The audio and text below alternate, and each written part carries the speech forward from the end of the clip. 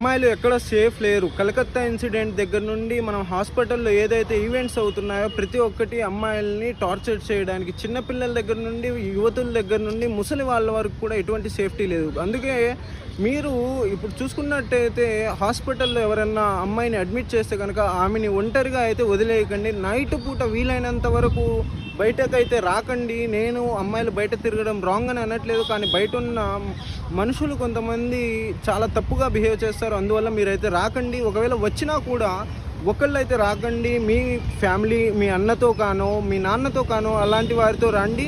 లేదు మీకు తప్పని పరిస్థితిలో మీరు ట్రావెల్ చేయాలి, ఇంకా కుదరదు, ఎమర్జెన్సీ సిచ్యువేషన్స్లో ఉంటే కనుక మీరు ట్రావెల్ చేసేటప్పుడు ఆ బండి నంబర్ని అండ్ దెన్ మీ లొకేషన్ని మీ పేరెంట్స్కి, మీ రిలేటివ్స్కి పక్కాగా షేర్ చేసి పెట్టండి.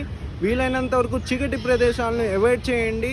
అదేవిధంగా చిన్నపిల్లలు ఎవరైతే బయటికి ఆడపిల్లలు ఆడుకోవడానికి వెళ్తున్నారో, అతను పెద్ద వయస్కుడైనా ఎవరైనా కానీ వీలైనంత వరకు వాళ్ళ మీద ఒక కన్ను అయితే వేసి ఉంచండి. జాగ్రత్తగా ఉండండి. నేను ఎటువంటి దురుద్దేశంతో అయితే చెప్పట్లేదు. సమాజంలో ఇలా ఉండడం వల్ల మీరు జాగ్రత్తలు ఎలా తీసుకోవాలి ఒక అమ్మాయిల గురించి అనేసి అవగాహన చెప్తున్నాను అంతే.